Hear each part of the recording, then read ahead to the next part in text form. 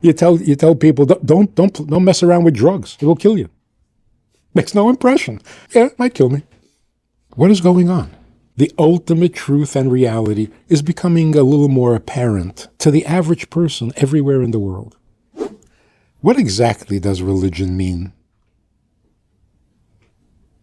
For practical purposes. What's a religion? Belief system? A belief system about what? Politics is also a belief system.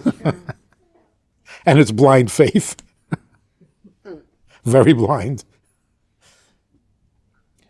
For all practical purposes, religion means a lifestyle, a behavior, a code of law that gets you to heaven. Or some blessing from God. If that's the definition, then Judaism is really not a religion. First of all, because we're not getting much from God. We've had a miserable history, right? It's not about getting something from God. It's the opposite. It's trying to do something for God. That's Judaism. It always was. Religion came along about 2,000 years ago based on Judaism, and then somebody said, oh, so Judaism is the first religion. I said, no, it's not. It's not a religion. It's not human beings trying to get some divine or spiritual benefits. In fact, it's not even about going to heaven. Judaism does not emphasize or particularly enjoy the thought that someday you're going to go to heaven. God forbid. Because what are you going to do in heaven? Here you can make a difference. So in heaven, God will take care of you. We don't want that. We want to take care of him. Why? Why? Because I would rather be of service than need service. Well, you're saying why go to something for the God? If you're not going to go to heaven, so that's kind of not your purpose. Why do things for that particular religion or for the particular God? Why not just live? Because people need to avoid to believe in something, and this way it plays out. Yeah. Which is more right. Okay, so that's what we're getting to.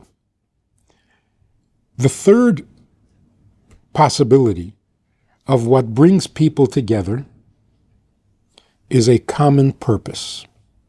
Not a religion, not a culture, a purpose.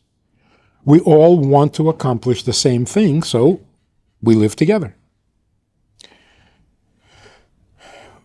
Why do we need a purpose?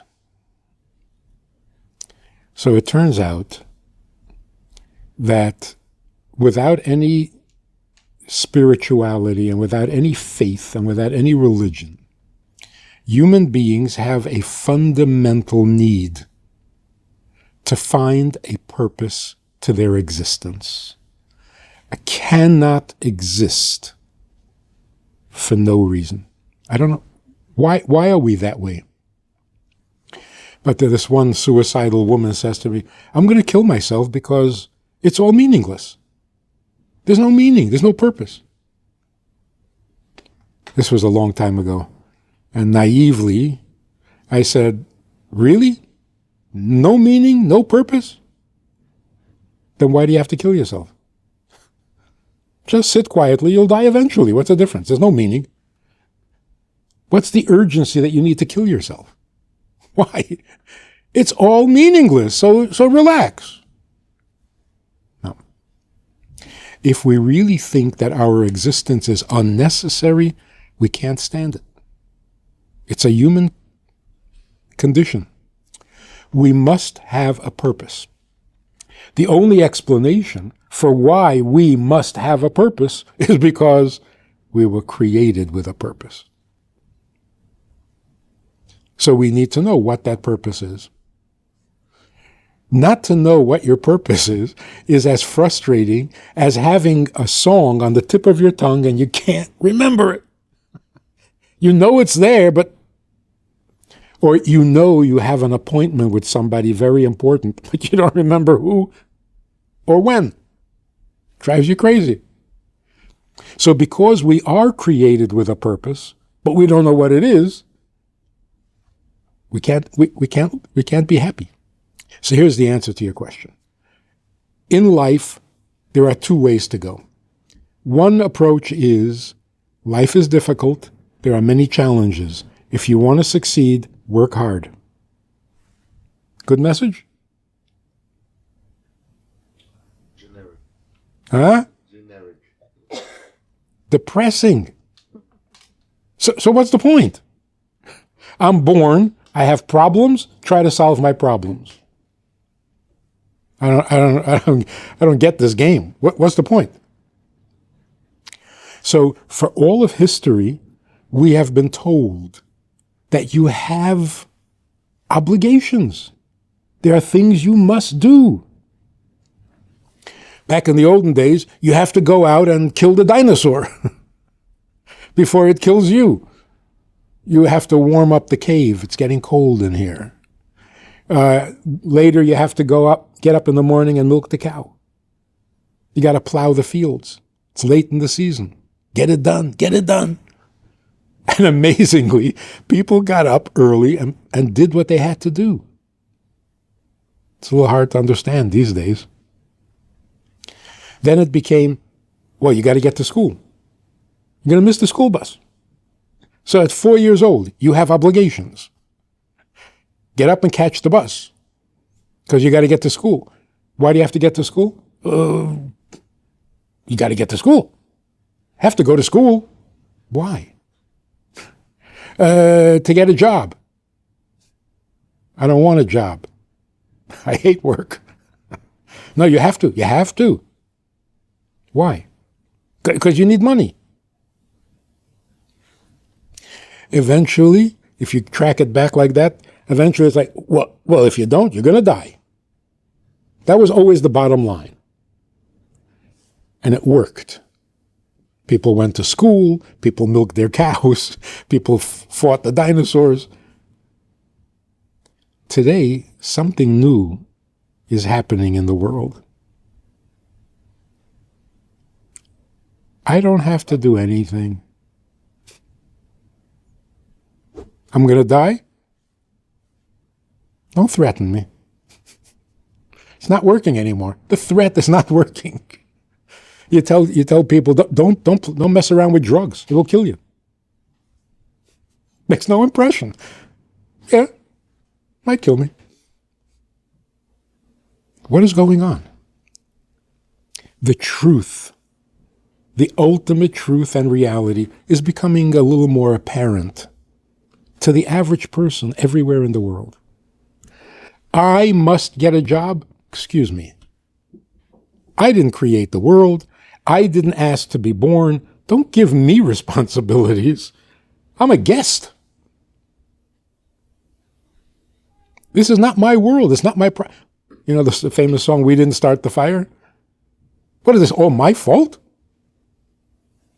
I didn't ask to be born. I don't need any of this. So don't tell me what I have to do. I don't have to anything. And the only way you're going to convince me that I have to is eventually you're going to tell me, well, if you don't, you're going to die. Okay, stop it. I don't want to hear that anymore. Stop threatening me. So today, we are so overwhelmed because, again, from kindergarten on, you have to catch the bus. I'm 4 years old. I don't have to anything. No, you have to get on the bus. It's already depressing. Now, you listen to the commercials. The media. What does the media do? Every message, every statement, everything, what you must have, what you must do. You got to have one of these. You got to go see this place. You got to. So it's becoming too heavy. So you go for therapy. Figure I'm getting a little relief. I'll go for therapy and get my head cleared. You go for therapy, it gets worse. You find out that you have needs that you never even thought of. So you come to the therapist and you say, I got too many responsibilities, obligations, I must, uncomfortable. Did your mother hate you? Were you a mistake? Did your parents never really want you? See, you got to work that out too. Now you have another. Okay, all right. Please, enough already. So you go to religion.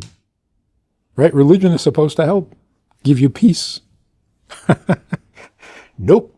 You find out that not only do you have a bunch of obligations, problems, and issues in this world, but after you die, you're going to have some real problems. Just can't get away from this.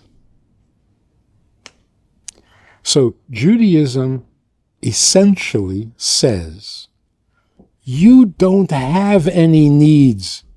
You're the creation, not the creator. It's so important to know who the creator is because he's the one with needs.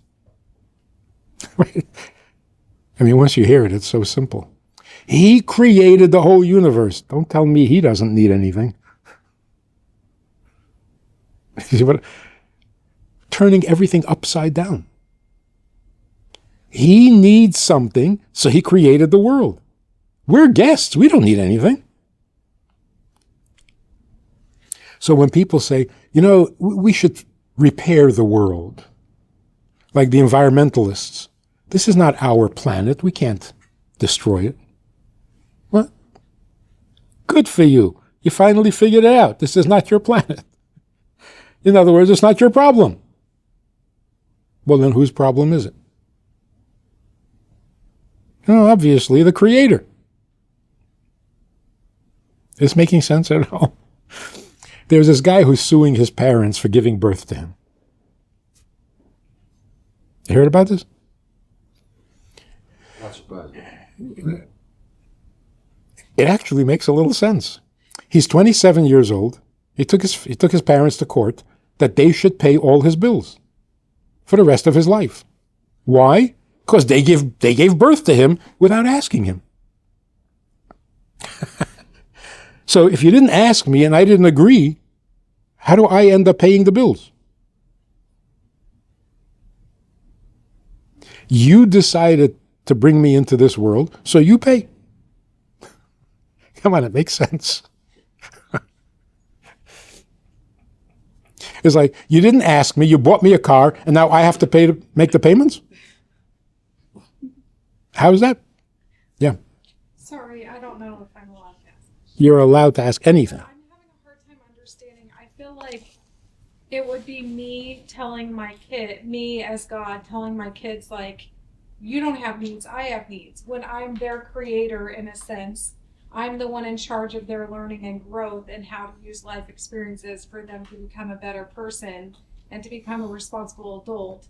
So who do you see God as? Because if I view him as a father, I don't know if you do, then he's the one that can dole out things and that asks for my help sometimes, being like, hey, I gave you your room, keep it nice. You know what I mean? So who is God to you that he has needs and doesn't recognize that you have? Because I feel like you can tell us that we don't have needs, but like inside I'm like, no, I have needs. Right. Here, that's the problem. See, we are created needy. Why? What are you doing this to us? He creates us with needs and then says, oh, I'll help you if you have needs. Yeah, well, the whole program, he is there to help you grow and become what? A better person? There's got to be a higher purpose than simply fix your problems and I'll help you. Why do I have problems? Which I didn't create. So we're going to the root of everything here. Why do I need to eat? I think I need to eat. But actually, I need to stop eating. I can't. So this need to eat is mine? This is what I need? No. And the proof is, if I designed myself, would I design myself with a need to eat? It's a handicap. I'm in the middle of doing something really meaningful and really important, and I got to stop because I got to go eat. It's a handicap. Who did this to us? All the needs I have, who did this to me? So actually, correctly viewed, I don't need to eat. Whoever created me needs me to eat and designed me to eat. Wasn't my idea. So this guy who's suing his parents, they threw it out of court. You know why? Because the parents said, hey, I didn't ask to be born either. So blame grandpa. And then grandpa says, yeah, I didn't ask to be born. So where do you take it back? If the Creator had a purpose and needs us to fulfill that purpose, firstly, it takes all the burden off me. Hey, not my problem. On the other hand, I can serve you? That's such a compliment. So the burden is off me, and yet I have the privilege of fulfilling the vast eternal plan for which the universe exists. This is like a birthday party here. So what is it about God? If you really want to know, and we're not supposed to talk about this in public, God is perfect. God is infinite. God is eternal. God is almighty, all-knowing, all-powerful. Why did he create our world? Put yourself in his shoes. You're God. You're perfect. You've existed forever. Why? All of a sudden you create a world? Why?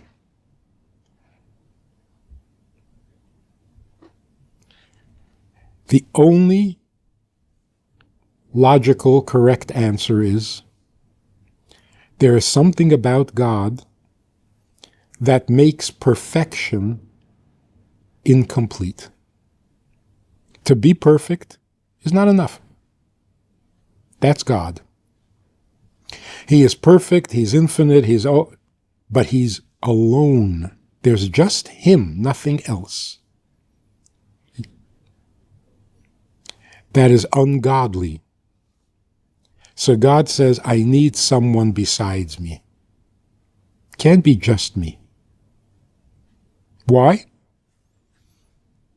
I don't know. Just being alone is ungodly. So he creates us, gives us freedom of choice, so that we can either work with him or against him. We can either love him or hate him. We can either believe in him or reject him. And now he's not alone. That's it. So it's like the perfect man asking a woman to marry him. Now wait a minute. If you need me to marry you, then obviously you have problems. Why would I want to marry you? Like a guy says, please marry me. I can't live without you. You can't live without me. Go get therapy. I'm not marrying you. You're too needy. But if a guy says, please marry me, I can live without you. Well, then go ahead. So what's a marriage? Two imperfect people who promise to help each other with their problems? No. That's therapy. Marriage is not good therapy. Marriage means I can live without you, but it's not good. It's not right. Just me? Mm-mm. That's God. So he's more than a father. So when we say he created the world, you're actually saying he needed someone. Creation is an expression of need, isn't it? Don't create the world for nothing. It's a big world. Okay, it only took him 6 days, but heavy work for 6 days. So here's the way we view life. You have the option. It boils down not to good and bad. That's a silly choice to make. If this is good and that's bad, what's the choice? Of course you do the right thing. You choose the good. The real choice in life is, do you want to be needy and focus on how much you need him and others, or do you want to be needed? That's it. That's the story of life. It is much healthier, much happier, and much more productive to be needed than to be needy. So, of course, we depend on him. He's the creator. But what is the purpose? In terms of purpose, he needs us more than we need him. That sound blasphemous? I just shot down for that. God is not the invulnerable, dispassionate, disinterested. No. He's the one who's got the biggest investment. He's the one who's got the biggest concern. He's the one who has the biggest need, because it's his world. Imagine feeling that way. Of course, you need God to give you life and to give you health and to protect you. Of course. But you didn't do that to yourself. So what's the plan? What's the purpose? So as you go through the tour, you might notice that this community is not what you would call a religious community. It doesn't have a religious flavor. People busy being pious. It doesn't have that flavor. And culture, walk up and down Kingston Avenue, you're going to hear 7 languages. There's no culture. Oh, there are too many cultures, all mixed together. So what motivates this community? What holds people together? A common purpose. And the purpose is, don't go to heaven, bring God down to earth. If you enjoyed this conversation or this topic, and you're looking for more information, or you want to hear it again from another angle, there's a way to do that. And that is in this book. It's all there. Order it from Amazon. You can read it, reread it, and share it.